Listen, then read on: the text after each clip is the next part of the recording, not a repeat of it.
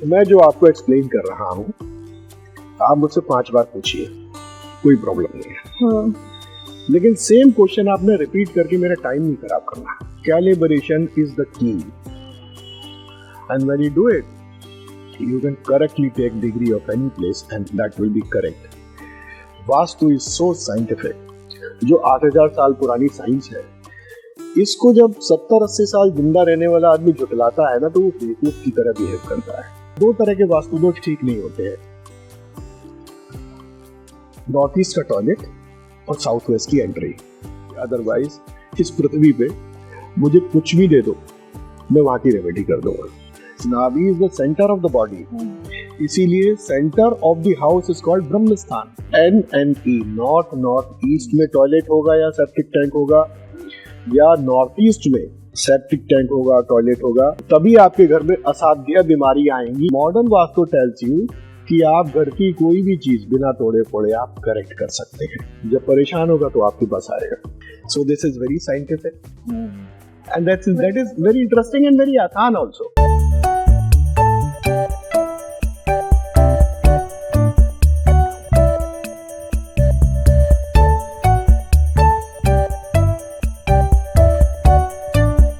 नमस्कार, आज हम एक नई सीरीज आपके सामने लेकर आए हैं जिसका नाम है सही क्या है।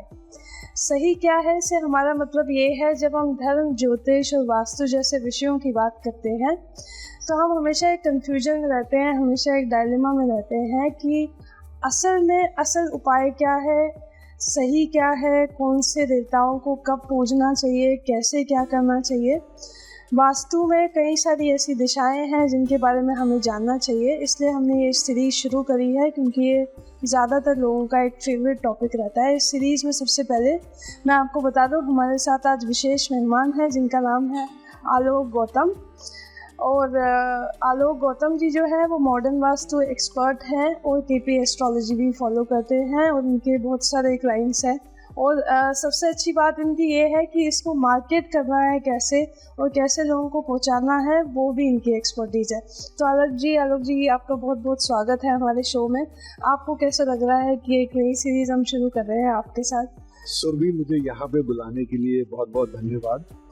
ये एक ऐसा प्रोग्राम है, एक ऐसा मंच है जहाँ मैं चाहता था कि मैं जाके लोगों के साथ शेयर करूँ कि जो मिथ है उन मिथ को हम कैसे तोड़ सकते हैं और सच्चाई क्या है, क्या क्या हम इसके उपाय रेमेडीज कर सकते हैं, जिससे कि जो चीजें लोगों के दिमाग में चली आ रही हो जो गलत है उनको हम सही रूप से प्रेजेंट कर सकें लोगों के सामने। तो आज हम लोग वास्तु में सबसे ज्यादा वास्तु पे ध्यान देंगे और वास्तु स्पेशल एपिसोड हमने रखा है आपके साथ में। हम मॉडर्न वास्तु और जो पहला जो वास्तु होता था, जो वैदिक रूप से जिसे हम कह सकते हैं, उसमें अंतर क्या है? देखो, इसमें जो सबसे बड़ा जो अंतर है, जो हम पुरानी वास्तु देखते हैं, पुरानी वास्तु में नॉर्मली पहले 4 दिशाएं होती थी, north, east, south and west. फिर बाद में उसमें 8 दिशाएं होंगी, मतलब 4 दिशाएं, 4 दिशाएं उसमें और ऐड हो गई। यानी नॉर्थ ईस्ट ऐड हो गया, देन साउथ ईस्ट ऐड हो गया, south west and north waste. तो जब हम 8 दिशाओं पे काम करते हैं तो इसमें बहुत सारी चीजें ऐसी जिसमें हम हैंडीकैप हो जाते हैं, और बहुत सारी चीजें ऐसी हैं कि जिसमें हम समझते हैं कि भाई ये तो मेरा साउथ वेस्ट है, लेकिन एक्चुअली वो साउथ वेस्ट नहीं होता। ये हमको तब समझ में आया कि जब हमने ये देखा कि भाई 16 जोन पे जब हम काम करते हैं, 16 दिशाओं पे जब हम काम करते हैं मॉडर्न वास्तु में, तो आपको बहुत पिन पॉइंट आपको क्लैरिटी मिलती है। अब सवाल ये कि 16 दिशाओं पे काम करने का ये बात कहाँ से आई? अगर हम हजारों वर्ष पीछे जाए तो हमको समझ में आएगा कि स्थापत्य वेद, अथर्ववेद का जो उपवेद है स्थापत्य वेद, उसमें बड़ा क्लियरली मेंशन है कि पहले हर घर में 16 कमरे बनाने का विधान था। अब यानी 360 डिग्री में 16 कमरे बनेंगे तो हर कमरा हो गया 22.50 डिग्रीज। इन्हीं 16 कमरों में एक कमरा बनाया जाता था विलाप करने के लिए, रोने के लिए। ये मैंडेटरी था। रानी कैकेयी का अगर आपको याद हो तो कोप भवन, जहां जाके रोई थी रात भर वो। जब ये 360 डिग्री में 16 कमरे हैं तो जो कोप भवन वाला कमरा था उसकी एक डिग्री थी, 281.25 डिग्री से लेके 303.75 डिग्री का कमरा था रोने के लिए। यही कमरा डिप्रेशन का है। फिर पता चला कि भाई ये कमरा था कि जहाँ पे देव एनर्जी हुआ करती थी, तो बोला भाई यहाँ तो मंदिर बनाएंगे। तो 33.75 डिग्री से लेके 56.25 डिग्री का जो कमरा था उसे बोला गया नॉर्थ ईस्ट। फिर ये था भाई बच्चे कहाँ पढ़ेंगे, बच्चों के पढ़ने की जगह ऐसी हो जहाँ पे माता सरस्वती का एनर्जी फील्ड हो। तो माता सरस्वती का एनर्जी फील्ड, और वहां पे 2 असुर भी हैं जो जीनियस है एक्चुअली, सुग्रीव एंड द्वारिक। तो वो जो बच्चों के पढ़ने का कमरा था दैट इज 236.25 डिग्री से लेके 258.75 डिग्री। तो जब ये 16 कमरे जब बनते थे, या जैसे अगर याद हो, हर घर में पहले एक कमरा बनता था जिसमें कि दादी या नानी मट्ठे को चर्न करती थी, राइट, मक्खन निकालने के लिए। वो ऐसे नहीं कि वो कमरा बन गया ऐसे, उस कमरे की एक डिग्री थी क्योंकि वहां चर्निंग की एनर्जी थी। 101.25 डिग्री से लेके 123.75 डिग्री का वो कमरा हुआ करता था। अब हजारों वर्षों के पश्चात ये 16 कमरे तो गायब हो गए, अब हम एक फ्लैट में आ गए। तो वो जो कमरे थे उनको हमने चेंज कर दिया अपनी सहूलियत और अंडरस्टैंडिंग के लिए जोन में। तो आज हर घर, कोठी, मकान, फ्लैट में 16 जोन है, कमरे तो बचे नहीं। लेकिन पूरे 360 डिग्री में 16 जोन है। इसका मतलब आज भी हर जोन 22.5 डिग्री की है, और इन जोन्स के एट्रीब्यूट्स वही हैं जो 16 कमरों के एट्रीब्यूट्स होते थे। तो आज हमको ये पता है जो मेन डिफरेंस है पुरानी वास्तु में और आज की वास्तु में। पुरानी वास्तु में हम समझते थे हम साउथ वेस्ट में सो गए, बड़े अच्छे कमरे में सो गए, लेकिन पता चला लॉसेस हो रहे हैं, हस्बैंड वाइफ में झगड़े हो रहे हैं, हमको तरह तरह की बीमारियां लग गई है, हमारे पैसे जो है रखते सब निकल जाते हैं, क्योंकि 8 दिशाओं में साउथ साउथ वेस्ट नहीं थी, और हम साउथ साउथ वेस्ट को भी हम साउथ वेस्ट समझ के सो जाते थे। तमाम दुनिया भर की तकलीफ आती थी। अब जैसे ही ये 16 दिशाएं आई, तो 16 दिशाओं में जो 8 दिशाएं ऐड हुई हमारी, north north east, east north east, east south east, south south east, then SSW, WSW, WNW, जैसे ये 8 दिशा, NNW, हमें प्रिसाइसली पता है अब। It is like MRI of the house. पहले तो ठीक है भाई, एक पैथोलॉजिकल रिपोर्ट है 8 दिशाओं की, उसमें हमें ज्यादा समझ में नहीं आ रहा, लेकिन आज MRI है 16 दिशाओं की वजह से। So this is the major difference between the ancient vastu और जो करंट मॉडर्न वास्तु है। अब इससे पहले हम लोग, क्योंकि आपने ये डिफरेंस बताया, मैं ये भी कहना चाहूँगी बहुत सारे लोग ऐसे हैं जो वास्तु को इडियट की तरह ही लेते हैं कि वास्तु है, ये है भी नहीं है। उनको आप कैसे कन्विंस करते हैं, क्योंकि आप इस कन्विंसिंग बिजनेस में हैं, तो आपको ज़्यादा पता होगा कि लोगों की साइकी क्या है। एक्चुअली बड़ा आसान है। जब आप वास्तु प्रैक्टिस करते हैं और अगर आप एक अच्छे वास्तु कंसल्टेंट हैं, तो आपको बात करते करते सामने वाले से समझ में आ जाता है कि ये अपने घर में कहाँ सोता है, या कहाँ बैठता है, ये कहाँ ज़्यादा टाइम व्यतीत कर रहा है अपने घर का। सपोज मैं किसी के घर में गया और उसने मुझसे ये कहा, अब मैं बहुत परेशान हो गया हूँ, हाँ वास्तु करने तो आए हैं, मुझे तो समझ में नहीं आता अब मैं क्या करूँ। भाई वास्तु देवता जो है उनका घर में जो स्थान है, उनका सिर है नॉर्थ ईस्ट में, और वो व्यक्ति मुझसे कह रहा मुझे समझ में नहीं आ रहा मैं क्या करूं। इसका मतलब वो ये कह रहा है समझ कहाँ से नहीं आता, यहाँ से नहीं आता। इसका मतलब ये है कि वास्तु देवता यहाँ से परेशान है, इसका मतलब इस आदमी का नॉर्थ ईस्ट पॉल्यूटेड हो गया है, इसका नॉर्थ ईस्ट करेक्ट कर दो। इसके मुंह से दोबारा ये सेंटेंस नहीं निकलेगा मैं क्या करूं समझ में नहीं आता। या अगर वो ये कहते हैं साहब हमारे बच्चे तो जब से यहाँ पे आए हैं बिगड़ गए हैं, बदतमीज हो गए, पढ़ते ही नहीं, फेल हो जाते हैं। बड़ा आसान है, उनके घर का जो पढ़ाई वाला एनर्जी फील्ड था बच्चों का WSW, वहाँ पे या तो टॉयलेट आ गया, सेप्टिक टैंक आ गया, वॉशिंग मशीन आ गई, डस्टबिन आ गया, शू रैक आ गया, वो खराब हो गया। ये चीजें आप करेक्ट कर दो। जो व्यक्ति ये कहता है कि मैं वास्तु नहीं मानता, 3 दिन की क्लास मुझसे वो ले ले, उसके बाद वो ये कहेगा कि सर आप कहाँ थे, क्योंकि वास्तु में आप हर चीज लॉजिकली एक्सप्लेन कर सकते हैं डिग्री के साथ। It's all mathematics.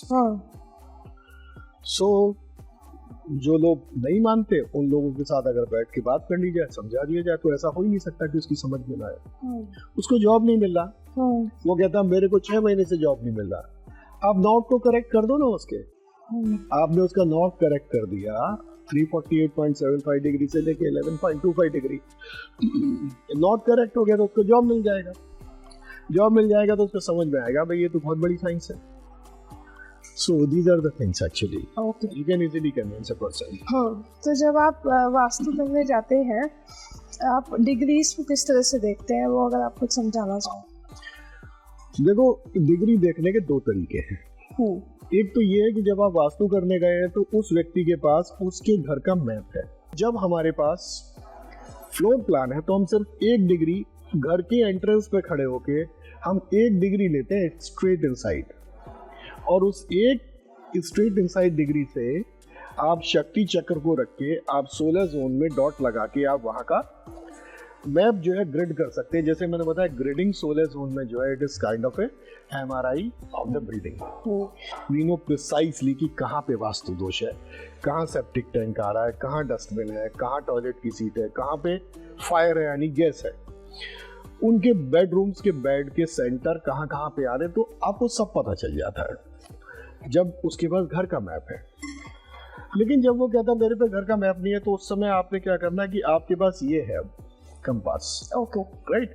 कंपास से डिग्री आप घर के एंट्रेंस से भी खड़े होकर आप डिग्री लेंगे, लेकिन उस समय तक 1 डिग्री आपको पूरा ग्रिड करने में मदद करेगी। लेकिन जब आपके पास कुछ नहीं है तो सबसे पहले आपने घर का सेंटर देखना है। जब उसके पास मैप नहीं है तो घर का सेंटर ढूंढना इसलिए जरूरी है कि उस समय सारी डिग्री घर के सेंटर से ली जाएंगी।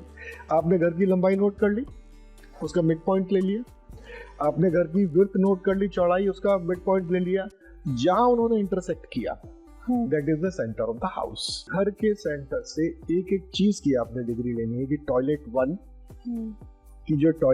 की जो सीट थी वो सीट सेंटर से कितने डिग्री पे है, टॉयलेट 2 की जो सीट है सेंटर से कितने डिग्री पे है, टॉयलेट 3 की सीट सेंटर से। जो इनका किचन है, kitchen is not 8x8 kitchen, kitchen is where the fire is. तो यानी सेंटर से जो गैस है, गैस कितने डिग्री पे रखी है, जब मैं ऐसे करके देखूंगा। टॉयलेट इज नॉट 8x8 का toilet, toilet is where the disposal activity is taking place. Toilet means toilet की सीट। इसी तरह जब मैं बेडरूम देख रहा हूं तो अगर मैं बेड के सेंटर को देख लूं कि भाई बेड का सेंटर जो है वो कितना है, तो आपको ये आइडिया लग गया कि बेड का सेंटर जो है, सपोज लेट्स से बेड का सेंटर आ रहा है 40 डिग्री। 40 डिग्री का मतलब है नॉर्थ ईस्ट, क्योंकि नॉर्थ ईस्ट 3375 से 56.25 होता है। तो आपको ये पता है इनका बेडरूम का बेड नॉर्थ ईस्ट में है। सपोज किचन में आपकी जो गैस है वो 112 डिग्री पे आती है, तो वो ईस्ट साउथ ईस्ट है। ईस्ट साउथ ईस्ट का मतलब है चर्निंग ऑफ माइंड, दिमाग का दही होना, over thinking, over analysis, BP, diabetes, you know. इसका मतलब उस घर में उस एनर्जी का आप खाना खा रहे हैं, वो एनर्जी खाना खा के आपको डायबिटीज भी होगी, ब्लड प्रेशर भी होगा, ओवर थिंकिंग में जाएंगे, हस्बैंड वाइफ में झगड़े भी होंगे उसमें। आपने देखा भी इनका जो टॉयलेट है उस टॉयलेट 1 की सीट 270 डिग्री पे है। जब आप ऐसे करके इसमें देखते हैं 270 डिग्री का मतलब है कि इनके टॉयलेट की सीट वेस्ट के सेंटर में है। इसका मतलब ये आदमी थोड़ी देर में मुझे बोलने वाला है, मुझे तो लॉसेस होते हैं, क्योंकि west is what, west is profit and gain. तो इस तरह करके अगर घर में 50 चीजें हैं तो आपको 50 डिग्री लेनी पड़ेंगी, और वो डिग्री लेने के बाद आप एक पेपर पे लिखते जा रहे हैं, उसको आप साथ वाला जो शीट आपकी है जिसमें कि आपने शक्ति चक्र बना रखा है उसमें आप उसको इनकॉर्पोरेट कीजिए, और जो आपके क्लाइंट है उनको आप एक्सप्लेन कीजिए कि आपके साथ ये परेशानी क्यों आ रही है। लेकिन इसमें सबसे इंपॉर्टेंट बात है इसका यूज। देखो अगर मैंने सामने की कोई भी डिग्री ले ली, ऐसे ही ले ली, तो मेरी डिग्री 1000% गलत आएगी। जब भी हम डिग्री लें हम भगवान शिव को याद करेंगे। शिव डमरू ऐसे बजाते थे। This is called the calibration of compass. जब आप, क्योंकि इसमें ये ऑयल बेस्ड है, ऑयल बेस्ड है, इसमें मोमेंट ऑफ इनर्शिया की वजह से आपकी जो नीडल है वही मूव करना बंद कर देती है। तो आपने हर बार डिग्री लेने से पहले इसको कैलिब्रेट करना है, और उसके बाद आपने इसकी डिग्री लेनी है। That is point number 1। Point number 2, अगर कैलिब्रेशन के बाद भी मैंने डायरेक्ट उसी ऑब्जेक्ट पे गया जहाँ का मुझे रीडिंग लेनी है, डिग्री लेनी है, दैट इज ऑल्सो रॉन्ग। अगर मुझे फ्रिज की डिग्री लेनी है तो मैं फ्रिज से 6-7 फीट लेफ्ट से या राइट से शुरू करूंगा, ताकि if I am moving this I know the scale is moving. तो 6-7 फीट लेफ्ट या राइट से कोई भी ऑब्जेक्ट है जब आप डिग्री लोगे वहां से लो, and calibration is the key, and when you do it you can correctly take degree of any place and that will be correct. Vastu is so scientific. Vastu पुरुष उस कपल के मुंह से वही परेशानियों वाले सेंटेंस निकलवाएगा जिसकी वजह से वास्तु देवता परेशान है। वो लेडी ये कहेगी, इन्होंने मेरे हस्बैंड ने इतने ज्यादा अपने पार्टनर बनाए पिछले 25 साल में, सबने धोखा दिया। इसका मतलब वो ये सिंपल सेंटेंस नहीं है, सिंपल सेंटेंस तो एक लेमैन के लिए, but for intelligent vastu consultant the lady is telling मेरे हस्बैंड ने जितने पार्टनर बनाए सबने धोखा दिया। इसका मतलब वो ये कह रही है कि मेरे हस्बैंड की decision making is not right, decision making is wrong, decision making takes place here. North east खराब है क्योंकि वास्तु पुरुष का north east is in the brain is in the north east, right. वो कहती है इतना पैसा बिजनेस में डाल दिया पता नहीं कहाँ जाता है, यानी डिस्पोजल की एक्टिविटी की बात कर रही है। वो ये कह रही है कि नहीं हमारा कोई ना कोई कनेक्शन ना SSW से है, जहाँ पे स्थापत्य वेद मिलेगा, यहाँ तो टॉयलेट बनाइए क्योंकि डिस्पोजल की एक्टिविटी है। पता नहीं पैसे मेरे कहाँ जाते हैं, यानी डिस्पोज ऑफ हो रहे हैं। आप देख लो, या तो वो SSW में सोते होंगे, या वो ज्यादा टाइम व्यतीत करते होंगे, या जो हस्बैंड होगा उसका चैम्बर की सीट उसकी जो होगी वो SSW में होगी।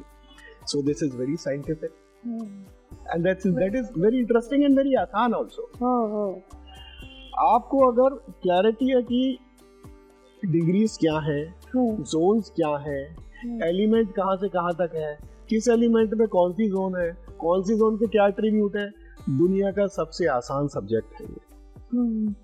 और इंटरेस्टिंग भी एंड वेरी इंटरेस्टिंग। मैथमेटिक्स भी है, करेक्ट। आप सारे मिथ तोड़ सकते हो, साइंटिफिकली बता सकते हो।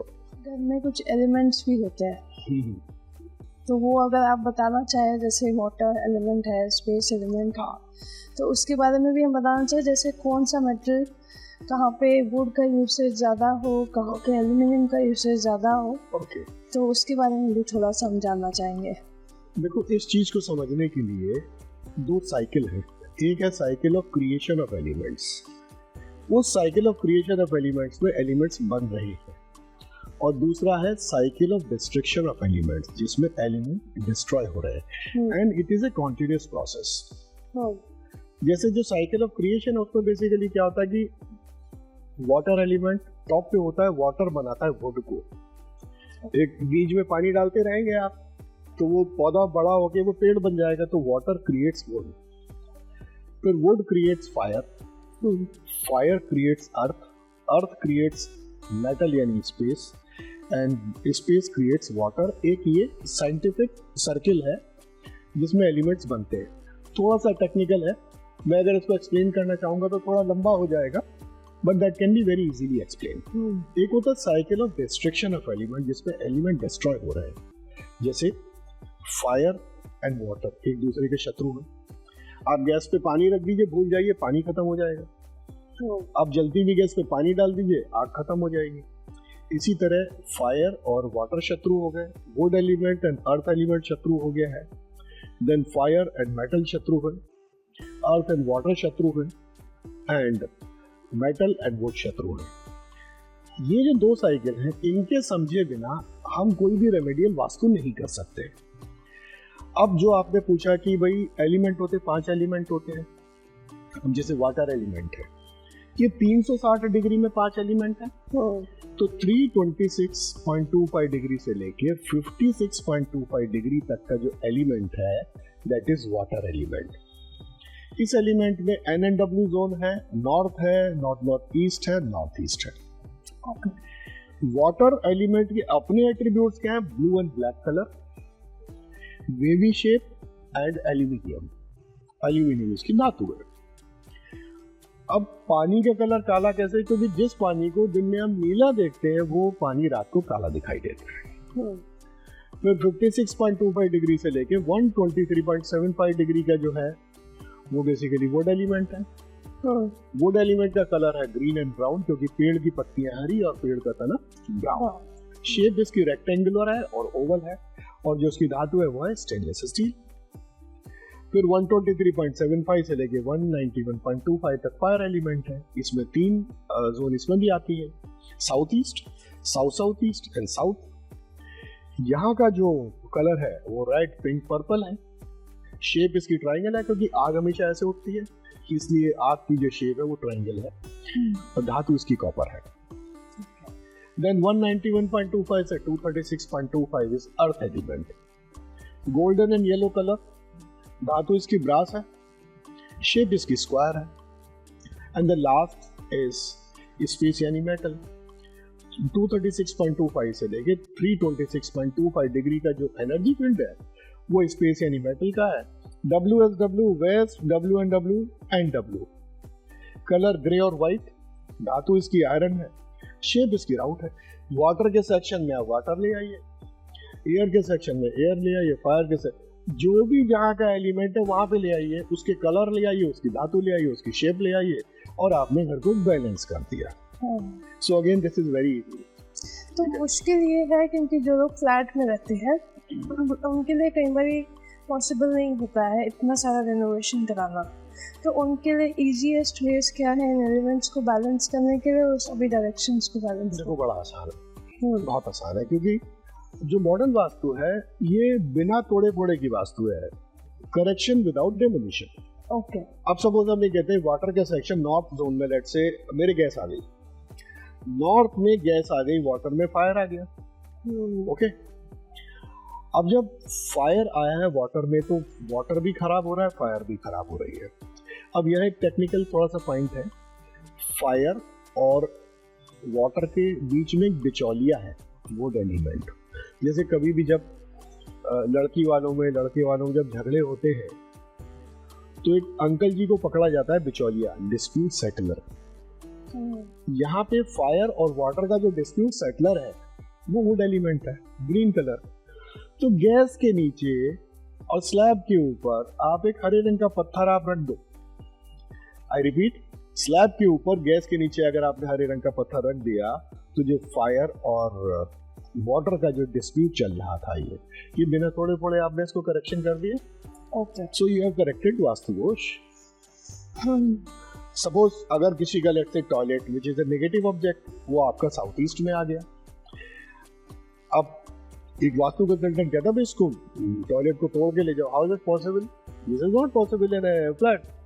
तो आपने क्या करना है कि वो जो टॉयलेट की सीट है जिसकी वजह से अब साउथ ईस्ट में मेरा पैसा ब्लॉक होना शुरू हो गया, मेरी आउटस्टैंडिंग बढ़ रही है, मुझे पैसे का क्रंच है, तो जो टॉयलेट की सीट है पहले मैं उसको रेड कलर के टेप से यू सेक्शन में उसको ब्लॉक करूंगा।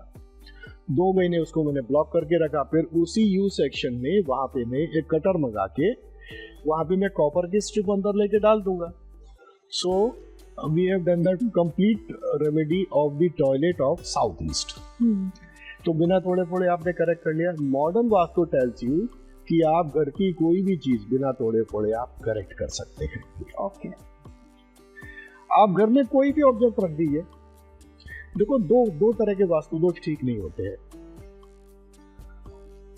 नॉर्थ ईस्ट का टॉयलेट और साउथ वेस्ट की एंट्री, ये ठीक नहीं होते। साउथ वेस्ट की एंट्री आपको ब्लॉक करनी ही पड़ेगी, आपको वो दरवाजा बंद करना ही पड़ेगा, दूसरा आपको खोलना पड़ेगा, कोई दूसरी रेमेडी नहीं है। नॉर्थ ईस्ट का टॉयलेट आपको वहां की टॉयलेट की सीट निकालनी पड़ेगी, वहां पत्थर लगेगा, सिर्फ वो एरिया नहाने के लिए यूज होगा। अगर आप कहते हैं कि साहब this is not possible, then I will say कि please sell off your house, क्योंकि इसकी कोई रेमेडी नहीं है। सिर्फ दो ऐसे दोष हैं जिनकी रेमेडी नहीं है।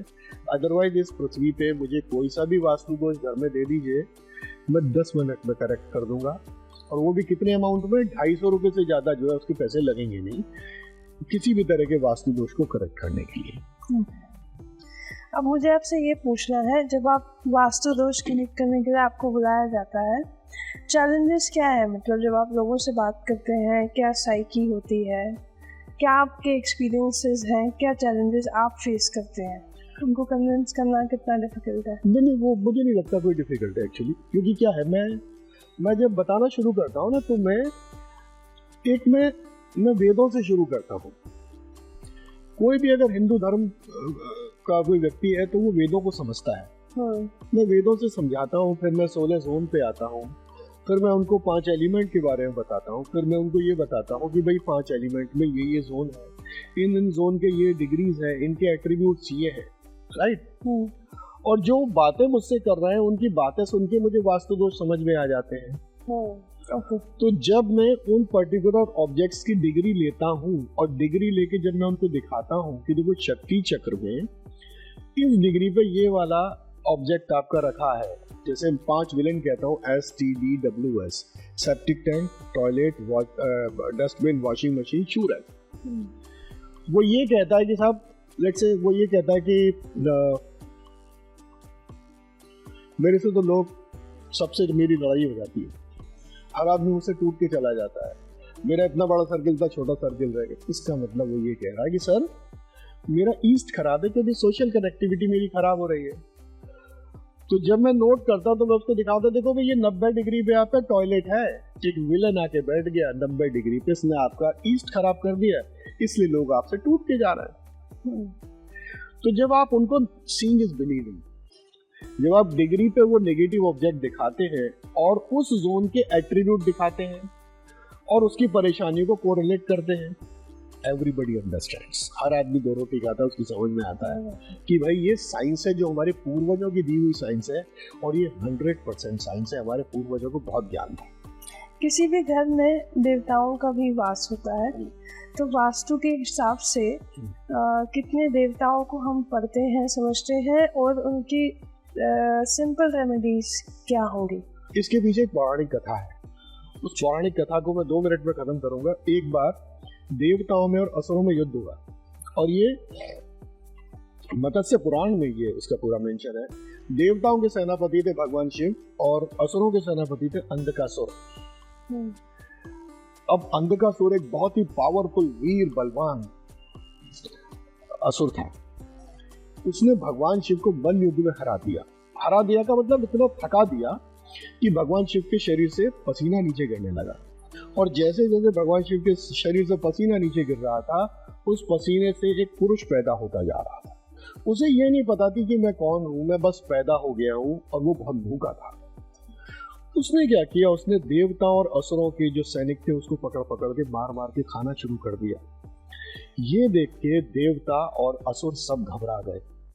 तो 44 देवता और असुर मिलके भागे ब्रह्मा जी की तरफ कि सर ये क्या आ गया, ये तो सब खत्म कर देगा। ठीक है, आप लोग खा जाऊंगा, मैं पाताल लोग खा जाऊंगा, सारे लोग खत्म कर दूंगा, सर कुछ करो इसका। तो ब्रह्मा जी ने कहा भाई देखो, ऐसा 44 आप, एक में 45, हम इसका अकेले अकेले कुछ नहीं कर सकते।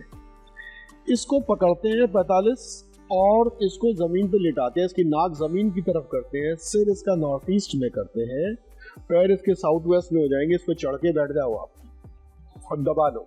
तो ब्रह्मा जी ने कहा 45 में से 32 देवता तो पेरीफेरी पे दबाओ, यानी यहाँ ऐसे ऐसे ऐसे ऐसे चढ़ के बैठे, और बोले जो 12 हैं वो 12 जो है ये अंदर की तरफ बैठे, और मैं स्वयं ब्रह्मा नाभि पे बैठूंगा।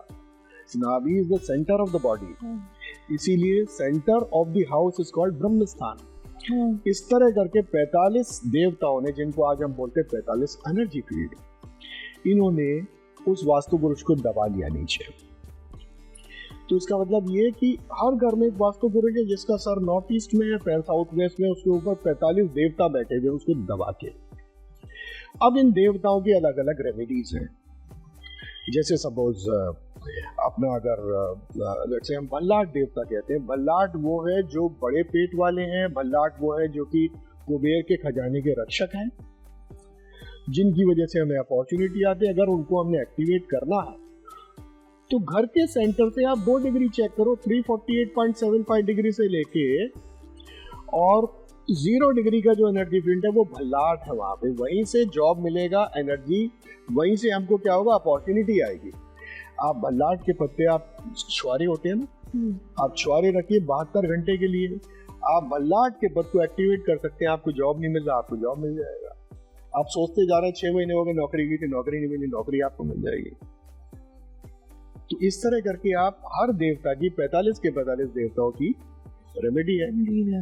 आपने सपोज फैक्ट्री खोली, आपकी फैक्ट्री ग्रो ही नहीं करती, एक्सपेंशन ही नहीं हो रहा, इसका मतलब साउथ वेस्ट में इंद्र देवता का जो एनर्जी फील्ड है उसको करेक्ट करो, आप देवताओं की रेमेडी कर दो, एलिमेंट कर दो, जोस बैलेंस कर दो, आपका घर बैलेंस हो गया। अच्छा, फेंग शुई जो है आजकल तो बहुत ज़्यादा इसका ट्रेंड है फेंग शुई का, वो कितना काम करता है वास्तव में, वो है कि वो सब ऐसे ही फेक है? देखो, मैं आप मुझसे पूछो तो मैं फेंग शुई मैं बिलीव नहीं करता, क्योंकि ये एक ऐसी साइंस है जो साथ वाले कंट्री से आई, राइट। पता चला कि फेंग शुई में क्या है, वो जैसे कछुआ लेते हैं वो, राइट, उस कछुए पे कुछ नंबर लिखे गए। हमारा जो हजारों वर्षों पुराना जो हमारा सूर्य यंत्र है, सूर्य यंत्र पे जो नंबर लिखे हुए हैं उसके ठीक अपोजिट करके उन्होंने कछुए की पीठ पे लिख दिए चाइना में, और उन्होंने बोला भी ये कछुआ पानी में से निकला था, इसकी पीठ पे ये नंबर लिखे थे। क्या मेरे सूर्य यंत्र को उल्टे करके नंबर ही उस कछुए की पीठ पे लिखे हुए थे? तो मुझे ऐसा लगता है, मेरा ऐसा क्या लगता है, मेरा अपना कन्विक्शन है कि ये मुझसे कोई पूछता तो मैं कहता हूँ फ्रॉड है। मेरा जो विज्ञान है, जो मेरे पूर्वज दे गए वेद जो है वो साइंस है। तो फेंग शुई का जहां तक सवाल है, मैं इसमें विश्वास नहीं, मैं डिग्री में काम करता हूँ, मैं एलिमेंट को बैलेंस करता हूँ। फेंग शुई तो आईवाश है। मेरा अगला सवाल आपसे अब थोड़ा कमर्शियल प्रॉपर्टीज की तरफ चलते हैं। सबसे पहले कमर्शियल से पहले मैं प्लॉट वास्तु आपसे समझना चाहूँगी। जब हम कोई ज़मीन लेने जाते हैं तो किन स्पेसिफिक बातों का हमें ध्यान देना चाहिए, और प्लॉट का जब आप वास्तु करते हैं तो उसकी थोड़ी बहुत टेक्निक्स आप अगर बताना चाहें तो क्या प्रोसेस है? देखो, जब हम प्लॉट की वास्तु करते हैं, अब हमें ये तो नहीं पता कि ये ज़मीन कैसी है यहाँ की। सबसे पहले हमें ज़मीन को चेक करना है कि ज़मीन जो है ये इस लायक है कि यहाँ पे भवन बनाया जाए, इस लायक है कि यहाँ किसी की फैमिली रहे।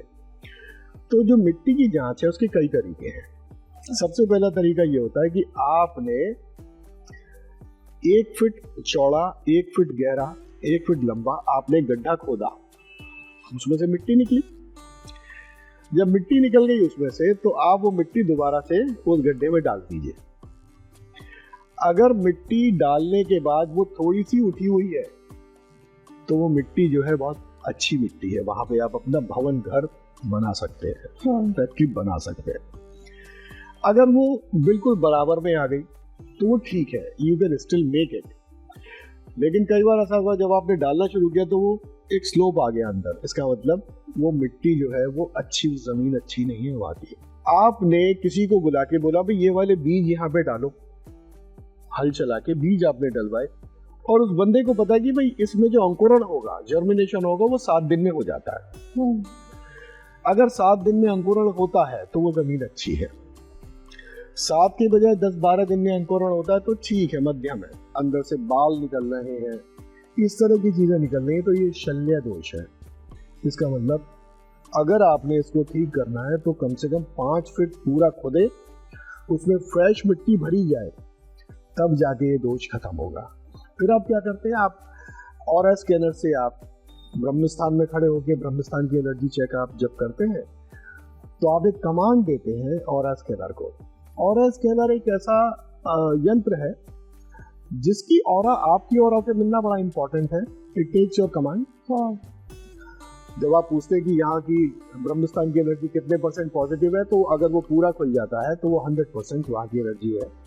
जो 8 कॉर्नर्स हैं, north east south west, north east south east, south west north west, हर कोने में जाके आप एनर्जी चेक कीजिए। अगर वो उतना खुल रहा है, कहीं अगर कम खुल रहा है, इसका मतलब उस वाले पर्टिकुलर पॉइंट की एनर्जी कम है।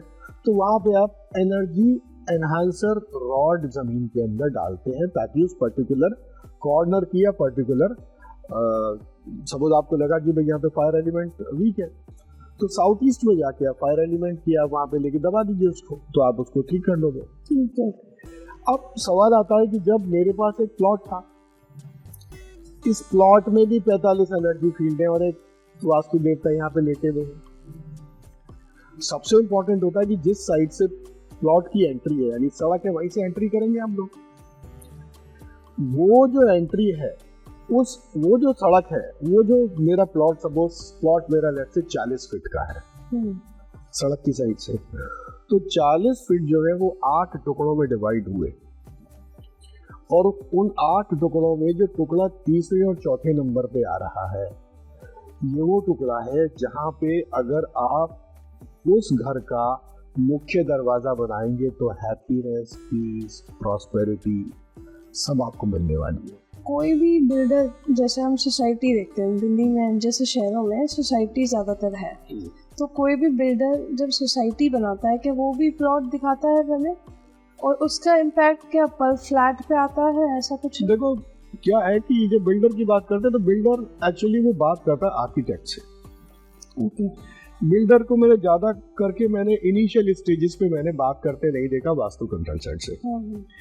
ये आर्किटेक्ट से बात करते। आर्किटेक्ट का अपना प्रॉब्लम है कि वो jack of all master of none वाली बात है, उन्हें थोड़ा बहुत बिट्स ऑफ पीसेस में उनको वास्तु पता होती है, बट उससे वास्तु होती नहीं एक्चुअली। इसीलिए आप देखो कई बार वो ऐसी चीजें सजेस्ट कर देंगे जो उनको फाइनर पॉइंट नहीं पता है। तो ये फाइनर पॉइंट को लेके जो प्रॉब्लम आती है, जब अंदर के फ्लैट बन जाते हैं उस समय वास्तु कंसल्टेंट को बुलाया जाता है कि सर हम ये वाला फ्लैट ले रहे हैं कि आप इसकी वास्तु चेक कर सकते हैं। परेशानी तब आती है जब वो चले जाते हैं लोग उसके अंदर रहने के लिए, क्योंकि वो ये सोच रहा है कि मैंने वो, क्योंकि ये जो आर्किटेक्ट वगैरह है ये 8 दिशाओं पे काम करते हैं, तो 8 दिशाओं में इम्पोर्टेंट जो खतरनाक दिशाएं हैं वो नहीं आ पाती। WNW में आप उसने आपका बेड डलवा दिया ये बोल के कि जी वेस्ट का ये तो हमारा बेडरूम है, आपका बेड WNW में, तो you are a short candidate for depression after some time. आपके बच्चे का आ गया तो पहले बच्चा डिप्रेशन में जाएगा, फिर उस बेचारे को ये नहीं समझ में आता कि एस्केप रूट क्या है, so he goes into drug addiction. तो आइडियली मेरा सोचना ये है कि ये जो बिल्डर्स हैं they should first consult vastu consultant, and then vastu consultant builder they should sit with architect to guide him। क्योंकि वो तो जगह बचाने के लिए बहुत सारी चीजों के लिए, maybe to please at times to please the builder, he will do so many things which are not good, which are not in favor of the clients after 5 years down the line। तो बड़ा important role यहाँ पे हो जाता है vastu consultant का। तो क्योंकि अभी आपने खतरनाक जोन्स की बात की, तो मैं आपसे ये पूछना चाहूँगी कि नेगेटिव जोन्स जो है उनको कैसे ट्रीट किया जाए और कौन कौन सी वो जोन्स है जो सबसे ज्यादा नेगेटिव है? देखो टोटल 16 जोन होती है। इन 16 जोन में से 3 जोन है खराब। एक है ईस्ट साउथ ईस्ट, ये जर्निंग की जोन है, ये दिमाग के दही की जोन है, over thinking, over analysis, diabetes, blood pressure, you know, यहीं से आदमी में वाणी दोष, गाली गलौच वाला भी जो है वो यहीं से आता है। ये होती है 101.25 डिग्री से 123.75 डिग्री के बीच का एनर्जी फील्ड। दूसरा होता है जो और ज़्यादा खतरनाक है SSW साउथ साउथ वेस्ट, जहाँ पे बोला गया है कि भाई यहाँ तो टॉयलेट बने चाहिए, डिस्पोजल की एनर्जी है। तो ये हो गया हमारा 191.25 से 213.75 डिग्री का एनर्जी फील्ड। और तीसरा हो गया WNW जहाँ को भवन बनते थे, डिप्रेशन की जोन है 281.25 से 303.75 डिग्री। इनमें अगर आपका बेडरूम आ गया तो आप परेशान रहेंगे। ESE में आएगा तो आप एंजाइटी में, हस्बैंड वाइफ में खूब झगड़े होंगे। ESE में बच्चे का आपने स्टडी रूम बना दिया तो बच्चा एंजाइटी में नहीं पढ़ पाएगा। SSW में आपका बेडरूम आ गया तो क्या होगा, आप पैसे भी रखेंगे वहाँ पर, पैसे भी निकल जाएंगे, टॉयलेट की एनर्जी, आपकी हेल्थ खराब हो जाएगी, आपके रिलेशन निकल जाएंगे, तमाम परेशानियां आएंगी, आपका बिजनेस ठप हो जाएगा। वहां पे हो सकता है आप अपने बच्चों के, अपने परिवार के फोटो लगाएं SSW में, तो फिर कुछ ऐसा ही होगा कि फैमिली शिमला जा रही थी, डिस्पोज ऑफ हो गई क्योंकि गाड़ी खड्ड में गिर गई, पूरी फैमिली डिस्पोज ऑफ हो गई। WNW में आपका बच्चा पढ़ता है तो वो पढ़ेगा नहीं, ड्रग एडिक्शन में जाएगा, डिप्रेशन में जाएगा। आप रहेंगे तो आप डिप्रेशन में जाएंगे, आपको तरह तरह के हार्मोनल इम्बैलेंस आपको हो जाएंगे, थायराइड के इश्यूज आपको हो जाएंगे। ये 3 बड़ी खराब जोन है। इसके अलावा north north east, north east, east north east, east south east, south south east, south south west, then west south west, west and north west. ये 13 अच्छी जोन है तो आपके साथ अच्छी चीजें होंगी। जब भी आप किसी जोन में 7 से 8 घंटे रोज रहेंगे, उस अच्छी जोन की अच्छे एट्रीब्यूट्स आपके काम में, सिस्टम में, बिहेवियर में, परफॉर्मेंस में आने शुरू हो जाएंगे एंड वाइस वर्सा। ओके। तो ये जो खराब जोन है ना, खराब जोन में फिर अच्छा क्या है? Septic tank, toilet, dustbin, washing machine, shoe rack. होता ना मैथ्स में माइनस माइनस प्लस। इन माइनस जोन्स में नेगेटिव ऑब्जेक्ट ले आओगे तो माइनस माइनस प्लस हो गया। All negative things they are good in ESE, SSW and WNW। Okay. तो जब आप शिफ्ट करते हो तो आप इसको बैलेंस कर लेते हो। अदरवाइज आपकी सारी अच्छी चीजें अच्छी जोन्स में जानी चाहिए, जो 13 बची हुई अच्छी जोन्स है। And this can be manage. कई बार ऐसा होता है कि आप हटा ही नहीं सकते। जैसे सपोज लेट्स से अगर मेरा ये मेन एंट्रेंस मेरी नॉर्थ की है, अब नॉर्थ में मेरा शू रैक रखा हुआ है, शू रैक उतार के लोग अंदर आएंगे, मैं उसको रिमूव ही नहीं कर सकता। New customer, new client, money, you know, ये सारी चीजें, कैरियर, ये सारी चीजें नॉर्थ से आती है। अब वहां आ गया shoe rack, shoe rack is a villain. तो मुझे क्या करना है? शू रैक को मुझे वही रखे हुए, मैं शू रैक के नीचे एक ब्लू कलर का मैट डालूंगा, शू रैक के टॉप पे एक ब्लू कलर का मैट डालूंगा, बिकॉज मैं वाटर एलिमेंट के सिपाही बढ़ा रहा हूँ, जो सिपाही इस शू रैक रूपी शत्रु से लड़ सके। मैं अंदर की जितनी भी स्लैब्स हैं उसमें मैं पीले रंग का कपड़ा या पीले रंग की नीले रंग का कपड़ा, नीले रंग का पेपर में कुछ भी लेके डाल लूंगा, और उसके ऊपर एक ब्लू कलर का एक खूबसूरत सा मैं एक फ्लावर पॉट रख दूंगा, उसमें ब्लू वो लगा के। तो मैंने ये वास्तु दोष को करेक्ट कर लिया और ये खूबसूरत भी हो गया। तो कहीं भी अगर कोई ऐसा नेगेटिव ऑब्जेक्ट है आप नहीं करेक्ट कर सकते, उसको वही करके आप रेमेडी कर दो। रेमेडी सिर्फ 2 की नहीं होती, नॉर्थ ईस्ट का टॉयलेट, साउथ वेस्ट की एंट्री। अदरवाइज इस पृथ्वी पे मुझे कुछ भी दे दो, मैं वहाँ की रेमेडी कर दूंगा बिना तोड़े फोड़े। आप क्योंकि इतने सारे क्लाइंट्स को डील करते हैं, कोई ऐसा इंसिडेंट जहाँ पे आप अनॉय हुए हो कि इसको समझ नहीं आ रहा जो मैं समझा रहा हूँ, ऐसी कोई एजिटेशन? हाँ, ऐसा जो है कई बार होता है।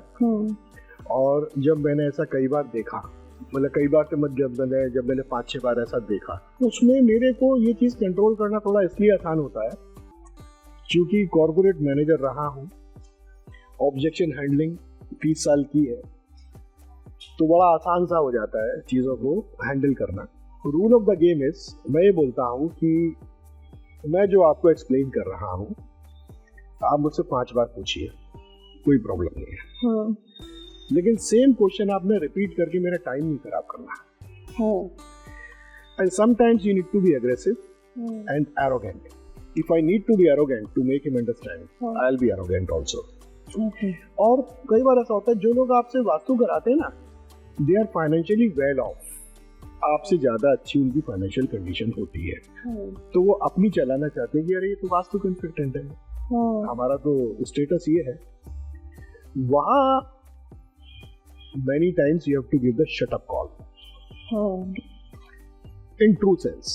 जैसे I'm telling you, मैं एक डॉक्टर थे, मेरे क्लाइंट में गया तो वहाँ पे वो जो थे वो थोड़े से इस तरह से बिहेव कर रहे थे, I don't listen this and that। I said, look doctor, when you talk about physiology, anatomy, I'm going to salute you, you are a hero, I'm a zero। But sir, let me tell you, I'm a hero here। This is my job, this is my subject, right? So kindly listen what I'm talking to you। क्योंकि आपको पता नहीं कि आप क्या कह रहे हैं, right?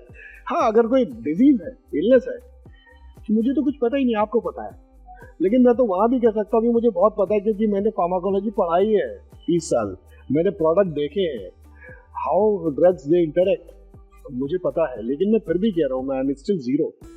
You are hero and this is my subject, this is my baby, so you better listen to me। So you have to give the shut up call sometimes। It's important। अब rapid fire पे चलते हैं। तो business एक ऐसी चीज़ है जो लोग आजकल जैसे स्मॉल स्टार्टअप्स हैं, लोग घर से भी करते हैं और उनके छोटे छोटे ऑफिस भी होते हैं। जो लोग घर से करते हैं उनके लिए क्या रेमेडी आप सजेस्ट करेंगे? देखो, बेसिकली समझने वाली बात यह है कि जब भी हम कोई काम शुरू कर रहे हैं तो कुछ जोन्स बड़ी इंपॉर्टेंट होती हैं। जैसे मैंने बताया, अगर हम कोई काम शुरू कर रहे हैं तो सबसे पहले east south east, SSW, W&W से हमारा कोई कनेक्शन नहीं होना चाहिए। मुझे कौन सी जोन मुझे ग्रोथ देंगी, वो पॉजिटिव जोन मुझे पकड़नी है। सबसे इंपॉर्टेंट जोन है मेरी north. New job, new business, यानी कि अगर कुछ मैं चाह रहा हूँ कुछ मैनिफेस्ट हो जाए, मेरा नया बिजनेस शुरू हो जाए तो नॉर्थ से शुरू होगा। इसका मतलब नॉर्थ में मैंने ये देखना है कि ये 5 गुंडे STDWS, septic tank, toilet, dustbin, washing machine, शूरक, ये तो नहीं है। नॉर्थ में कोई एंटी कलर तो नहीं है, रेड कलर तो नहीं है, वहाँ पे येलो कलर तो नहीं है, गोल्डन कलर तो नहीं है, वहाँ पे ब्रास तो नहीं है, कॉपर तो नहीं है। अगर ऐसा नहीं है और तो नॉर्थ में मैंने क्या कि नॉर्थ के एलिमेंट के, नॉर्थ के सिपाही मैंने बढ़ा दिया। लाइट ब्लू कलर मैंने ले लिया, वहाँ पे मैंने नेवी शेप के मैंने वहाँ पे वॉलपेपर लगा लिए, एल्यूमिनियम के डेकोरेटिव मैंने रख दिए। मैं वहाँ पे ग्रे कलर भी लेके आ सकता हूँ, मैं आयरन की चीजें भी ला सकता हूँ। तो नॉर्थ इज वेरी इंपॉर्टेंट जब भी मैं कुछ नया काम कर रहा हूँ। अब नया काम मैं कर रहा हूँ तो मेरा नया काम तभी तो चलेगा जब मेरे काम के हिसाब से लोग मुझसे जुड़ना शुरू होंगे। मैंने काम तो कर लिया लेकिन मुझे लोग ही नहीं मिल रहे, मेरा बिजनेस बढ़ाने वाले, होता ना सर, वो कहाँ से आएंगे? East, social connectivity. इसका मतलब ये मुझे ये भी देखना है जो ईस्ट है वो एलिमेंट है, यहाँ पे yellow colour, golden colour, brass, square shape या grey colour, iron, round shape, अगर ऐसा आ गया है तो ये मेरा खराब हो जाएगा, ईस्ट मेरा खराब हो जाएगा। इवन अगर मेरा फायर भी ईस्ट में आ गया, red, pink, purple, copper and triangle, तब भी मेरा ईस्ट खराब है। तो मुझे क्या करना है? प्लस मुझे ये देखना, टॉयलेट, डस्टबिन, सेप्टिक टैंक वगैरह, ये जो 5 विलेन है ये तो नहीं है। वहाँ पे मैं ग्रीन कलर ले आया था, वहाँ पे ब्राउन कलर ले आया, वहाँ पे मैं stainless steel, rectangular shape, Oval shape ये ले आया, तो ईस्ट मेरा करेक्ट है। तो इसका मतलब 2 जोन मैंने अपनी करेक्ट कर ली, जो एक मुझे नया बिजनेस करा रही है, एक मुझे उस बिजनेस से रिलेटेड सोशल कनेक्टिविटी दे रही है। अब जब 2 मुझे मिल गए तो जब मुझे प्रॉफिट आएगा तभी मेरी स्टेबिलिटी बढ़ेगी। प्रॉफिट कहाँ से आएगा? वेस्ट से आएगा। वेस्ट क्या है? वेस्ट है स्पेस एलिमेंट। तो मैंने ये देखना है कि वेस्ट में red, pink, purple, copper, triangle, green colour, brown colour, Oval shape, rectangular shape, ऐसा तो नहीं है। तो अगर मैं वहां पे वेस्ट के एट्रीब्यूट ले आऊंगा कि मैं ग्रे कलर ले आया, मैं व्हाइट ले आया, मैं इवन येलो एंड गोल्डन वहां पे लेके आ सकता हूँ, ब्रास लेके आ सकता हूँ। प्लस वहां पे मैंने क्या किया कि मैंने ब्रास का मैंने एक ऊंट भी रख दिया, कैमल। कैमल क्या है? उसका अपना एक बिहेवियर पैटर्न है, उसका एक स्टाइल है। वो बिना थके रेगिस्तान में 7 दिन बिना पानी पिए चलता है, उसमें स्टेमिना है। तो जब मैं ब्रास का मैं कैमल रखता हूँ तो वो एक स्टेमिना वाला जो एट्रीब्यूट है दैट कम्स इनटू मी, मैं बिना थके काम कर सकता हूँ। तो जब मेरा वेस्ट, जब मेरा अच्छा हुआ तो मुझे प्रॉफिट आया। जब मुझे प्रॉफिट आया तो मेरा साउथ वेस्ट मेरा इंप्रूव हो गया, मजबूत हो गया, स्टेबिलिटी आ गई। साउथ वेस्ट में स्टेबिलिटी लाने के लिए बड़ा जरूरी है नीला कलर ना हो, हरा कलर ना हो, वहाँ किसी भी तरह के प्लांटर ना हो, वहाँ मंदिर ना हो, वहाँ टॉयलेट तो बिल्कुल ना हो, वहाँ की एंट्री ना हो। जब मैंने इसको कर लिया तो मेरा साउथ वेस्ट परफेक्ट है। वहाँ मैंने साउथ वेस्ट में क्या किया? मैंने साउथ वेस्ट में ब्रास के एक नंदी रखे, because Nandi is very powerful, very stable. Nandi को साउथ वेस्ट में रखा। नंदी का हमेशा क्या होता है? नॉर्थ ईस्ट में, क्योंकि वो भगवान शिव है। साउथ वेस्ट में रख के नॉर्थ ईस्ट की तरफ नंदी का मुंह कर दिया, and it is going to give me stability. जब ये सारा मेरा हो गया तो 4 जोन जो है मेरी इंपॉर्टेंट हो गई। अब क्या होता है? मैं अकेला तो कुछ नहीं कर सकता ना, मेरी टीम होगी। People will work for me. आपके जितने भी junior, subordinate, servant, made, you know, ये दे कम फ्रॉम नॉर्थ वेस्ट। तो नॉर्थ वेस्ट में आपने चेक करना भी नॉर्थ वेस्ट में लाल कलर तो नहीं आ गया, यहाँ पे हरा कलर तो नहीं आ गया। जैसे ही आएगा आपका सपोर्ट सिस्टम है, north west is support system आपका खराब हो गया। North west is also the bank का लोन। नॉर्थ वेस्ट अगर दूषित आपका है तो बैंक आपको रोज घुमाएगा। वो मैनेजर कितना भी बड़ा दोस्त आपका है, वो आपको कहेगा अच्छा ठीक है, नहीं कल हो जाएगा, परसों, फिर एक दिन कहता सर ये नहीं हो पाएगा, क्योंकि नॉर्थ वेस्ट आपका दूषित है, आपको लोन ही नहीं मिलेगा। तो ऐसे में नॉर्थ वेस्ट की हेल्प एंड सपोर्ट की एनर्जी को जनरेट करने के लिए हम क्या करते हैं?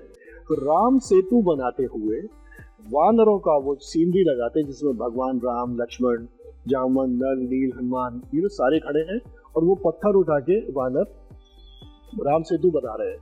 तो we create help and support की एनर्जी जो मुझे मेरे वर्कर से मुझे मिलती है, मेरे सबऑर्डिनेट से मुझे मिलती है।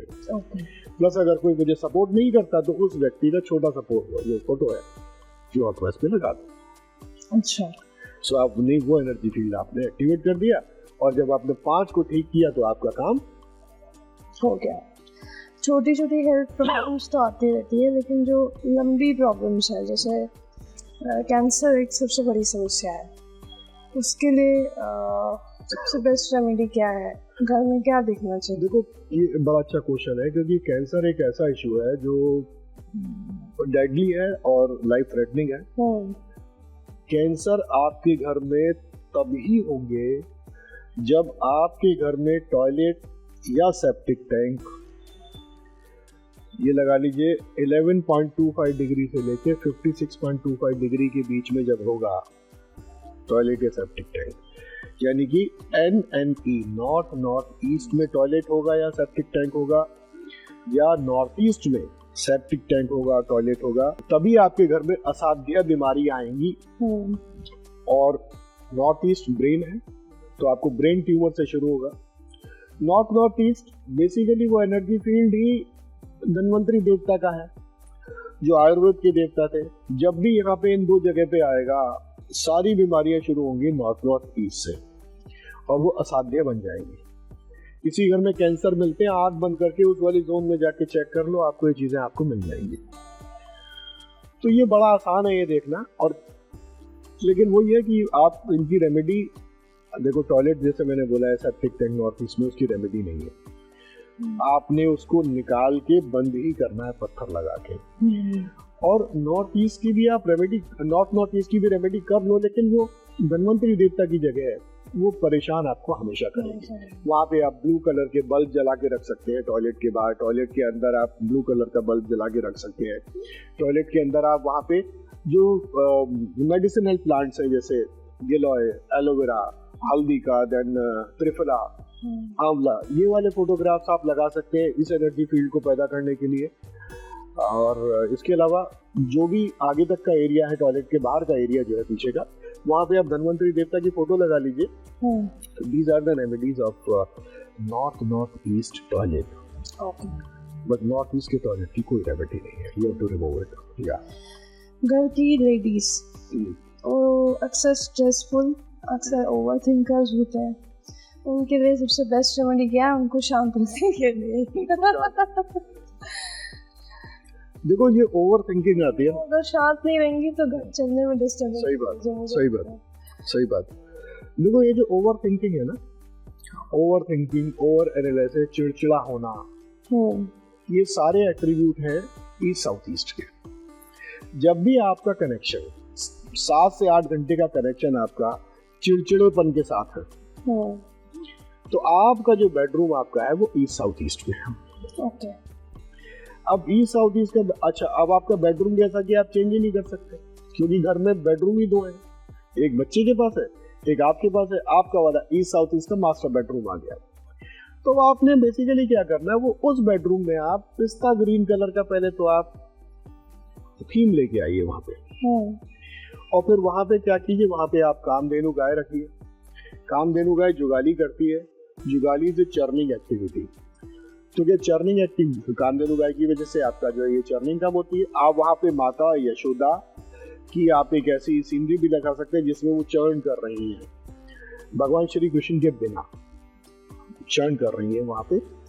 आप वहाँ पे जो है खरगोश के पेयर रख सकते हैं, खरगोश जो मिट्टी ऐसे खोदता रहता है, this is also churning activity.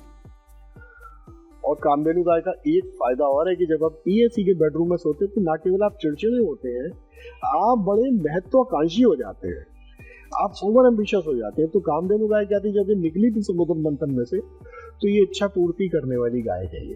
इसके साथ साथ तो ये वाला एडवांटेज भी कामधेनु गाय को रखने का यहाँ पे होता है। जो लोग वास्तु को एज ए प्रोफेशन बनाना चाहते हैं उनके लिए क्या रेमेडी है? देखो वास्तु को चुनते हैं, देखो सजेशन भी दीजिएगा साथ में। देखो जो लोग प्रोफेशन बनाना चाहते हैं वास्तु को, तो मैं ये कहूँगा इसके लिए पहली चीज, it is not a rocket science. बहुत आसान है, पढ़ाने वाला अच्छा हो, समझाने वाला अच्छा हो, ये बहुत आसान है। If a person has common sense, तो मैं किसी भी व्यक्ति को, पृथ्वी के किसी भी व्यक्ति को बहुत अच्छे से मैं वास्तु समझा सकता हूँ और वो अच्छा वास्तु कंसल्टेंट बन सकता है। उसके लिए उसने सिर्फ ये करना है कि थोड़ी मेहनत तो करनी पड़ेगी कि भाई कौन सा एलिमेंट कहाँ से कहाँ तक है, उस एलिमेंट में कौन सी जोन आती है, उस जोन के एट्रीब्यूट क्या है, जो एलिमेंट है एलिमेंट के अपने खुद के एट्रीब्यूट क्या है, कौन सा एलिमेंट किसका शत्रु है, कौन सा एलिमेंट किसका मित्र है, यानी साइकिल ऑफ क्रिएशन और साइकिल ऑफ डिस्ट्रक्शन। ये 5-6 चीजें तो उसने याद करनी है। ये अगर याद कर ले, डिग्रीज याद कर ले, तो उसके लिए रेमेडी करना इतना आसान हो जाएगा कि वो प्लैनेट पे खड़ा होकर कहीं की भी वास्तु कर लेगा।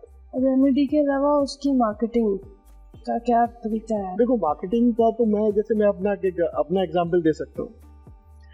मैंने जब सन 2000 में जब मैंने वास्तु करनी शुरू की, तो मैं 8 दिशाओं की वास्तु करता था, क्योंकि 16 दिशाओं की वास्तु नहीं आती थी। ग्रेजुअली 2002 आते आते मैंने 16 दिशाओं की सीखी और भी मैंने काफी आगे जाके कोर्सेज किए। लेकिन 2002 के आसपास मैंने एक व्हाट्सएप ग्रुप बनाया, ब्रॉडकास्ट लिस्ट, और उसमें जो भी मेरे वास्तु के मेरे क्लाइंट थे या जिनको मुझे लगा कि ये वास्तु लाइक करेंगे, मैंने ऐसे 150-200 लोग मैंने उस ब्रॉडकास्ट लिस्ट में मैंने रखे, जोड़े। और 2002 से मैंने कम से कम 2 से 3 मैसेजेस में रोज सुबह भेजता था, जो मैं आज तक भेजता हूँ। बस ये उस समय 150-200 लोग थे, आज मैं 1000 लोगों को 4 जो मेरी ब्रॉडकास्ट लिस्ट है, मैं उनको 1000 लोगों को 3 से 4 वास्तु के मैं मैसेजेस रोज भेजता हूँ। बिकॉज क्या है ना, जो दिखता है वो दिखता है, राइट? अगर आप विजिबल हैं, आपकी विजिबिलिटी है, it makes lot of difference. लेकिन विजिबिलिटी अकेले काम नहीं करती। विजिबिलिटी के साथ में अगर आपकी नॉलेज है और आपको अपने आप को कंडक्ट करना आता है, तो ये 2 एलिमेंट अगर आपकी विजिबिलिटी के साथ जुड़ जाते हैं, जैसे मैं I am very regular on Facebook, मेरी 8 से 10 पोस्ट मेरी डेली होती है, 4-5 पोस्ट मेरी कृष्णमूर्ति पद्धति की होती है रोज फेसबुक पे, और 4-5 मेरी वास्तु की होती है। तो मैं ये मानता हूँ, मैं अपने जो मेरे फेसबुक फ्रेंड्स हैं उनके दिमाग से, जहाँ तक एज ए वास्तु कंसल्टेंट आलोक गौतम है, एज ए KP एस्ट्रोलॉजर आलोक गौतम, वो निकलता नहीं उनके दिमाग से। आपकी presence is very, noise level is very important. तो अगर कोई ऐसा मेहनत करता है तो फिर माता रानी भी जो है वो साथ देती है। बहुत बढ़िया। अब जो लोग वास्तु से कनेक्ट करना चाहते हैं, अभी भी कनेक्टेड नहीं है, आप क्या संदेश देना चाहेंगे? उसी के साथ इस एपिसोड का हम अंत करेंगे। The best message for them. देखो, बेसिकली ये है कि जो लोग वास्तु से कनेक्टेड नहीं है, होता क्या है कि कहीं ना कहीं उनके दिमाग में ऐसा भी है कि भाई पता नहीं वास्तु क्या है। तो इसमें मैं हमेशा कहता हूँ, भाई देखो, जब तक आपकी पतंग उड़ रही है ना, तब तक आपको वैल्यू नहीं पता होती है लाइफ की। जिस दिन आपकी पतंग कटती है, उस दिन फिर आपको समझ में आता है कि यार ये तो सब खत्म हो गया। जो चीज हमारे वेदों में आ गई है, अगर वेदों ने एस्ट्रोलॉजी की बात की, वेदों ने ज्योतिष के अलावा बात की वास्तु की, और वास्तु शास्त्र में पूरा एक स्थापत्य वेद लिखा गया जिसपे इंडस वैली सिविलाइजेशन, सिंधु घाटी की सभ्यता के घर इसके बेसिस पे बनाए जाते थे। ये बहुत बड़ी साइंस है, और इन साइंसेस को झुटलाना, जो 8000 साल पुरानी साइंस है, इसको जब 70-80 साल जिंदा रहने वाला आदमी झुटलाता है ना, तो वो बेवकूफ की तरह बिहेव करता है। पीपल शुड अंडरस्टैंड कि ये एक साइंस है, और वो आता तब है जब वो परेशानी में होता है। मतलब बहुत सारे लोग हैं कि अरे हम नहीं मानते, जब परेशान होगा तो आपके पास आएगा। तो मैं कहता हूँ, जब आपको पता है ये साइंस है, तो आप विश्वास करो, आप इसको प्रैक्टिस करो, आप चीजों को दिखाओ। अगर आपका बच्चा, लेट्स से अगर आपका बच्चा IAS बनना चाहता है और वो पढ़ता रहता है, नहीं हो पा रहा, उसका कनेक्शन एक ऐसे जोन से करा दो जो UPSC कंट्रोल करती है, ईस्ट गवर्नमेंट पावर, राजा, राइट? उसको बोलो कि बेटे एक काम कर, आप जो ईस्ट के कमरे में बैठ के पढ़ो, आप देखो कि चीजें कैसे चेंज होती है। तो अगर ये सारी चीजें अगर हम करते हैं तो सारा कुछ बड़ा आसान है एक्चुअली। मुझे आसान लगता है क्योंकि ये बहुत सिंपल है। थोड़ी मेहनत की, जो सीखता है 3 महीने मेहनत कर ले, 90 डेज मेहनत कर ले, then it is very easy very impactful also, and this is 100% impactful। तो थैंक यू सो मच आने के लिए। और आप सभी को बता दें, हमने भी जाना कि आज की सही वास्तु क्या है, इसलिए हम पूछ रहे हैं कि सही क्या है। इसी के साथ इस एपिसोड का अंत करते हैं और आगे सभी एपिसोड्स को देखने के लिए हमारा यूट्यूब चैनल ज़रूर सब्सक्राइब करें जिसका नाम है भारत मेरे साथ। Thank you so much Surabhi, मुझे यहाँ बुलाने के लिए। Thank you.